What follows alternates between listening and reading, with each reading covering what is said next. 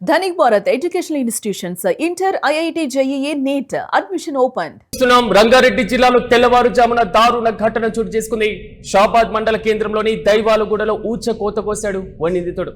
POCSO case పెట్టారనేటువంటి కక్షతో ఉన్మాదిలా రెచ్చిపోయాడు రాజ్ కుమార్. ఫిర్యాదు చేసినటువంటి కుటుంబ సభ్యులతో పాటుగా ఇద్దరు పిల్లల్ని, భార్యను కూడా కిరాతకంగా చంపేశాడు ఈ మృగం. ప్రధానంగా ఒక్కరోజు రాత్రే 6గురిని చంపేశాడు రాజ్ కుమార్. కొద్ది రోజుల క్రితం ఒక బాలికను ప్రేమ పేరుతో వేధించాడు రాజ్ కుమార్. ప్రధానంగా మే 16న షాబాద్ పోలీస్ స్టేషన్ ఫిర్యాదు మేరకు రాజ్ కుమార్ పైన పోక్సో చట్టం కింద కేసును కూడా నమోదు చేశారు. ఇటీవలే జైలు నుంచి బెయిల్ పైన విడుదలయ్యాడు రాజ్ కుమార్. అయితే తనను జైలుకు పంపారనేటువంటి కక్షతో కుటుంబం పైన పగ పెంచుకున్నట్లుగా తెలుస్తున్నాయి. ప్రధానంగా ఈ ఘటనకు సంబంధించి ఒక్కసారిగా తెలంగాణ వ్యాప్తంగా ప్రకంపలు రేపుతున్నటువంటి ఘటనగానే భావించాలి. ఒక పోక్సో కేసు పెట్టారు అనేటువంటి నెపంతో జైలు నుంచి బెయిల్ పైన విడుదలైనటువంటి రాజ్ కుమార్ అనేటువంటి ఈ మృగం సదర్ ఒక్క రాత్రి కాలయముళ్లా మారింది. కొంతమంది జీవితాలను పూర్తి స్థాయిలో ముగించేటువంటి ప్రయత్నం చేశాడు. ఒక్కరు కాదు, ఇద్దరు కాదు, 6గురిని హత్య చేసినటువంటి ఇతని యొక్క వ్యక్తిగత వ్యవహారం మాత్రం ఇప్పుడు కొంతవరకు చర్చనీయాంశంగా మారుతున్నటువంటి వైరం మనం చూస్తున్నాం. ఇక ఇదే అంశంపై స్పందించడానికి సీనియర్ జర్నలిస్ట్ తిరుమల రెడ్డి గారు నాతో పాటు అందుబాటులో ఉన్నారు. తిరుమల రెడ్డి గారు నమస్తే. అసలు ఎలా చూడాలంటే ఈ వ్యవహారం మాత్రం ఒక్కసారిగా ప్రకంపలు రేపుతున్నాయి. అసలు బయటికి వచ్చిన తర్వాత వరుసగా చంపేటువంటి తీరుడు. సో రీసెంట్ అప్డేట్స్ ఏ విధంగా చూడొచ్చు? యాక్చువల్ గా ఇక్కడ జరిగింది ఒకటి చాలా స్పష్టంగా ఒక విషయం ఏంటంటే, ఇక్కడ అతను ఒక ఉన్మాదిగా మారాడని చాలా స్పష్టంగా అర్థమవుతుంది. ఉన్మాదంతో ఈ పని చేసినట్టుగా అర్థమవుతుంది సిరాజ్. అతను ఏంటంటే యాక్చువల్ గా రాజ్ కుమార్ అనే వ్యక్తి ఒక విచ్చలవిడి తరం చాలా స్పష్టంగా ఇక్కడ మనం అర్థం చేసుకోవాలి. రాజ్ కుమార్ కు గతంలో ఎవరైతే అంటే 2 చోట్ల షాబాద్ లో తన భార్య అట్లాగే ఇద్దరు పిల్లల్ని చంపాడు రాజ్ కుమార్. అట్లాగే దైవాలగూడలో తన భార్య ఇద్దరు పిల్లల్ని చంపాడు. ఆ తర్వాత షాబాద్కు వచ్చేసి గతంలో తను ప్రేమించిన అమ్మాయి ఏదైతే అమ్మాయి ఉందో అమ్మాయికి సంబంధించిన తల్లి అట్లాగే నానమ్మను కూడా చంపేశాడు.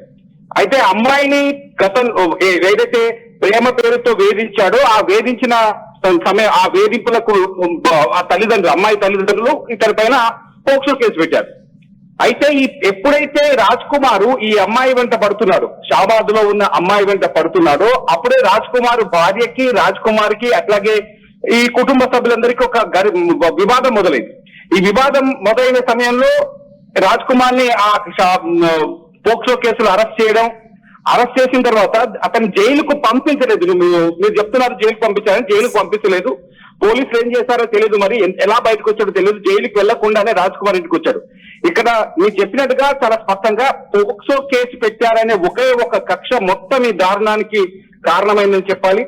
పోక్సో కేసు పెట్టడంతో ఆ అమ్మాయి పైన కక్ష తీసుకున్నారు, ఆ అమ్మాయి తల్లి పైన కక్ష తీసుకున్నాడు, ఆ అమ్మాయి నానమ్మ పైన కక్ష తీసుకొని ఆ ముగ్గురు చంపేశాడు.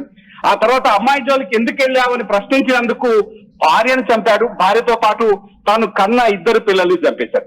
కేవలం ఉన్మాదం అని చెప్పాలి. పూర్తి స్థాయిలో ఉన్మాదిగా మారిపోయాడు రాజ్ కుమార్. తర్వాత చంపేసిన తర్వాత అతని తల్లిదండ్రులకు చెప్పాడు, నేను 6 హత్యలు చేశాను. అక్కడ అమ్మాయిని ఏదైతే 17 ఏళ్ల అమ్మాయిని వేధించిన కేసులో వేధించాడో, పోక్సో కేసు పెట్టిన అమ్మాయిని, ఆ తల్లిని, ఆమె నానమ్మని ఇద్దరిని చంపేశాను. ఆ తర్వాత ఇక్కడ నా భార్యని, ఇద్దరు పిల్లల్ని కూడా చంపేశాను చాలా స్పష్టంగా చెప్పి ఆ తల్లిదండ్రులకు చెప్పాడు పోలీసులకు సమాచారం ఇవ్వండి అని. పోలీసులకు సమాచారం ఇచ్చిన తర్వాత తల్లిదండ్రులకు ఇంకో మాట కూడా చెప్పాడు, నేను కూడా చచ్చిపోతున్నాను అని చెప్పేసి. సింపుల్ గా ఎలా అర్థం చేసుకోవాలంటే కేవలం ఉన్మాదం, కేసు పెట్టారని కామం, ఉన్మాదం అని చాలా స్పష్టంగా చెప్పాలి. ఇక్కడ మానసిక పరిస్థితి సరిగ్గా లేదనుకోవాలి, అసలు చట్టం మీద భయం లేదనుకోవాలి ఇలాంటి ప్రవర్తన చూస్తే. ఇక్కడ రాజ్ కుమార్ కి చట్టం ఏంటి అనేది తెలియదు. చాలా స్పష్టంగా ఇక్కడ అర్థం చేసుకోవాల్సింది ఏంటంటే వాళ్ళకి చట్టం, రాజ్ కుమార్ తెలిసింది ఏంటంటే నేను తప్పు చేస్తే పోలీసులు వచ్చి పట్టుకపోతారు, పోలీసులు కేసు పెట్టారు, అంతే అతను తెలిసిన చట్టం. చట్టంలో పోక్సో ఉంటుందని, పోక్సో కేసులో నాన్ బెయిలబుల్ అరెస్ట్ ఉంటుందని తీసుకుపోయి జైల్లో ఇస్తారని ఈ విషయం అంతా ఎవరికి తెలియదు, రాజ్ కుమార్ తెలియదు. పోలీసులు మరి అతను ఎందుకు వదిలేశారు అనేది ఇప్పుడు అతిపెద్ద ప్రశ్నగా మారుతుంది. రాత్రి ఫ్యూచర్ సిటీ కమిషనర్ అక్కడికి వెళ్ళారు, మొత్తం స్పాట్ ను చూశారు. ఎంత దారుణంగా ఉంది స్పాట్ అంటే, బెడ్ పైన భార్య అట్లాగే ఇద్దరు పిల్లలు, వాళ్ళని కత్తితో ముగ్గురిని గొంతులు కోసి చంపేశాడు, రక్తపు మరుగులో పడి ఉన్నారు. ఆ తర్వాత ఎవరైతే ఆ పాప ఉందో, ఆ 17 ఏళ్ల పాప, వాళ్ళ మదర్ ని పొలంలో వెంటాడి చంపేశాడు. షాబాద్ లో వెంటాడి చంపేశాడు, నానమ్మని వెంటాడి చంపేశాడు. అంటే అత్యంత కిరాతకంగా మారిపోయాడు, ఉన్మాదిగా మారిపోయాడు. చట్టాలపైన చట్టం అనేది అతనికి తెలియదు. అతనికి తెలిసిందన్న ఒకటే, కక్ష తీసుకోవటం. క్లియర్ గా కక్ష తీర్చుకోవడం. ఇక్కడ కక్ష తీసుకున్నాడు అంతే, కేవలం కక్ష బెయిల్ పైన మీరు అన్నట్లుగా మనకు అందుతున్నటువంటి ఇన్ఫర్మేషన్ ప్రకారం అతను బెయిల్ పైన బయటకు వచ్చిన తర్వాత అతని పైన నిఘా పెట్టినా లేదా ఎవరైతే బాధితురాలు ఉన్నారో ఆమె కొంతవరకు సెక్యూరిటీ కల్పించినా ఇంతమంది ప్రాణాలు పోకుండా ఉండేవి అనేటువంటి వాదన వినబడుతుంది. దీన్ని ఎలా చూడొచ్చు అంటారు? ఒకటి సిరాజ్, అంటే సెక్యూరిటీ కల్పించడం అనేది ఈ దశలో, ఎందుకంటే ఒక వ్యక్తి పైన కేసు పెట్టిన తర్వాత అతన్ని చట్టం పరిధిలోకి తీసుకెళ్లిన తర్వాత చట్టం అతన్ని బంధించిన తర్వాత మళ్ళీ కేసు పెట్టిన వ్యక్తులకు రక్షణ కల్పించాలి అంటే చాలా కష్టమైన పరిస్థితి. అక్కడ పోలీసులు కొంచెం సర్ది చెప్పి ప్రయత్నం చేస్తారు. ఇష్యూ అయిన తర్వాత ఈ ఇష్యూని ఇటువంటి టర్న్ తీసుకోకుండా, హింసాత్మకమైన మలుపు తీసుకోకుండా ఉండేందుకు అందరినీ కాంప్రమైజ్ చేసే ప్రయత్నం చేస్తే శాంతి భద్రతను కాపాడాల్సిన అవసరం ఉంటుంది పోలీసులకు అక్కడ. కానీ సెక్యూరిటీ అనేది ఇక్కడ అసందర్భమేమో, ఎందుకంటే కల్పించలేరేమో అనిపిస్తుంది చాలా క్లియర్ గా. రాజ్ కుమార్ అనే వ్యక్తి ఇంత ఉన్మాదిగా మాట్లాడేది అనుకుంటాం. ఇక్కడ మొత్తం కథలో 2 పాయింట్లు మనం అబ్జర్వ్ చేయాలి సిరాజ్. ఏంటంటే ఒకటి, రాజ్ కుమార్ భార్య ఎవరైతే ఉన్నారో ఆమెను కూడా అతను ప్రేమించే పెళ్లి చేసుకున్నాడు. రాజ్ కుమార్ భార్యని మొత్తం కుటుంబ సభ్యులని, ఆయన భార్య కుటుంబ సభ్యులు వ్యతిరేకించి, తన కుటుంబ సభ్యులు వ్యతిరేకించి ప్రేమించి పెళ్లి చేసుకుని షాబాద్ లో ఆ ఊర్లోంచి వెళ్ళిపోయి, దైవాలు కూడా మనంది, ఆ ఊర్లోంచి వెళ్ళిపోయి షాబాద్ లో కాపురం పెట్టాడు. షాబాద్ లోనే అక్కడే కొంతకాలం నివాసం ఉన్నాడు. అతనికి 3 పిల్లలు ఉండే. ఫస్ట్ కూతురు పుట్టింది, కూతురు చనిపోయిన తర్వాత మళ్ళీ 2 మగపిల్లలు పుట్టారు. ఆ మగపిల్లలతో షాబాద్ లో ఉంటున్నాడు. మళ్ళీ ఊరికొచ్చి దైవాలగూడలో ఉంటున్నాడు. ఇతని ప్రాపర్టీ బాగానే ఉంది, ఒక 8-9 ఎకరాలు భూమి ఉంది, దైవాలగూడలో ఉంటున్నాడు. ఇలా అప్ అండ్ డౌన్ చేస్తూనే మళ్ళొక 17 ఏళ్ళ అమ్మాయి, ఇంకొక అమ్మాయిని మళ్ళీ ప్రేమించాడు. ఇక్కడ చూడండి, మళ్ళీ ప్రేమించి ఆ అమ్మాయి వెంటబడి ఆ అమ్మాయిని పెళ్లి చేసుకుంటా అని చెప్పి ఆ అమ్మాయిని లోపరుచుకొని ఆ అమ్మాయి పైన కూడా అఘాయిత్యం చేసినట్టుగా కొంత సమాచారం అందుతుంది. దీంతో ఆ అమ్మాయి తల్లిదండ్రులు ఖచ్చితంగా రియాక్ట్ అయ్యారు. వాళ్ళు పోలీస్ స్టేషన్కి వెళ్ళారు, కేసు పెట్టారు. పోలీసులు పోక్సో కేసు పెట్టినట్టుగా మనకి ఇప్పుడు అందుతున్న సమాచారం ప్రకారం తెలుస్తుంది. మరి పోక్సో కేసు పెట్టిన పోలీసులు అతనికి స్టేషన్ బెయిల్ ఇచ్చి ఎందుకు వదిలేశారో అర్థం కాలేదు. చాలా కఠినమైనటువంటి చట్టాలు ఉంటాయి. అసలు నాన్ బెయిలబుల్ కేసు అనేటువంటిది రీసెంట్ గా కూడా తెలంగాణ వ్యాప్తంగా చర్చనీయాంశంగా మారింది. మరి ఇలాంటి సిచ్యువేషన్ లో ఈ కేసును పోలీసులు లైట్ తీసుకున్నారు అనుకోవచ్చా? చాలా స్పష్టంగా అదే జరుగుతుంది చర్చ. ఇప్పుడు పోలీసులు లైట్ తీసుకున్నారు. అతని పైన ఒక మైనర్ బాలిక పైన అఘాయిత్యం చేసినప్పుడు, మైనర్ బాలిక కుటుంబ సభ్యులు పోక్సో కేసు పెట్టినప్పుడు, అది పోక్సో కేసుగా నమోదు చేసినప్పుడు అతన్ని జైలుకు పంపించాలి. కానీ ఎందుకు స్టేషన్ నుంచి అతని ఇంటికి పంపించారని అర్థం కాని పరిస్థితి. స్టేషన్ నుంచి ఇంటికి పంపించడం వల్లనే ఈ దారుణం అంతా జరిగిందని మనం ఇక్కడ ఖచ్చితంగా చెప్పాలి. ఎందుకంటే పోలీసులు గట్టిగా చర్యలు తీసుకుని నిందితుడిని జైలుకు పంపించి ఉండినుంటే ఇవాళ ఇంత పెద్ద దారుణం జరిగి ఉండేది కాదు. పోలీసులు జైలుకు పంపించకుండా అతని స్టేషన్ నుంచి తిరిగి ఇంటికి పంపించడం వల్ల అతను నాపైనే కేసు పెడతారా అనే ఆక్రోశంతో రెచ్చిపోయి మొదట ఎవరైతే తన భార్య 2 పిల్లల్ని చంపేశాడు, ఆ తర్వాత వెళ్లి ఆ మైనర్ బాలిక తల్లి, మైనర్ బాలిక నానమ్మని కూడా చంపేశాడు. పోలీసుల నిర్లక్ష్యం ఉంది అని చెప్పాలి. చట్టపరమైన చర్యలు తీసుకోవడంలో పోలీసులు విఫలమయ్యారని సమాచారం అందుతోంది. ఖచ్చితంగా షాబాద్ పోలీసులు చేసిన మిస్టేకే ఈ మొత్తం ఉన్మాదానికి, ఈ మొత్తం దారుణానికి కారణమని కూడా ఒక చర్చ అయితే జరుగుతుంది. దీనిపైన పోలీసులు ఇంకా స్పష్టత ఇవ్వాల్సి ఉంది Siraj. Right sir, thank you.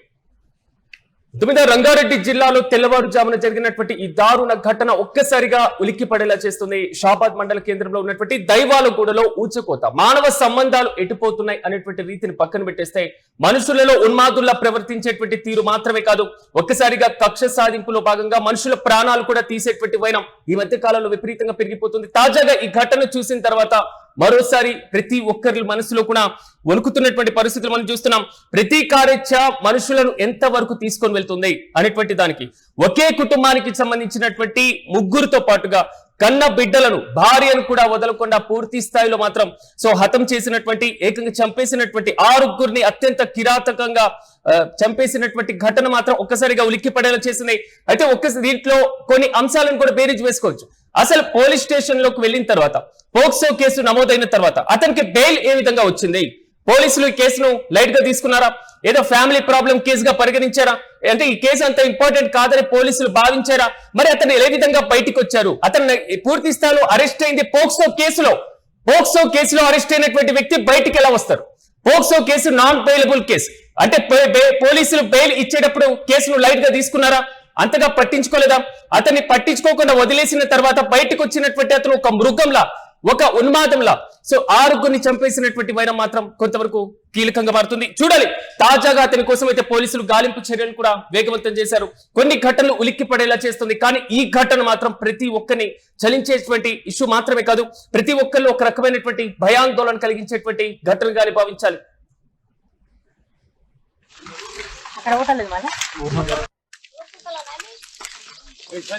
AC చేసిండు, లోపల నుంచి గొల్లెం పెట్టి సౌండ్ ఎంత మొత్తుకున్నా సౌండ్ బయటికి రాకుండా నిద్రపోయిన పిల్లల్ని నిద్రట్లనే పోసేసిండు.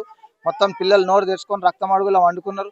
మా చెల్లెల్ని ఎంతో బాగా పోరాడినట్టుంది, వద్దు వద్దని చెప్పి బాగా బతిలాడినట్టుంది. ఇంట్లో బట్టలు సామాన్లు చిందరమందర అయిపోయినాయి. మంచం మీద తెలియకుండా మొత్తం అట్లే కాళ్ళు ఒక దిక్కు తల ఒక దిక్కు పండి ఉన్నారు సార్. వచ్చేసరికి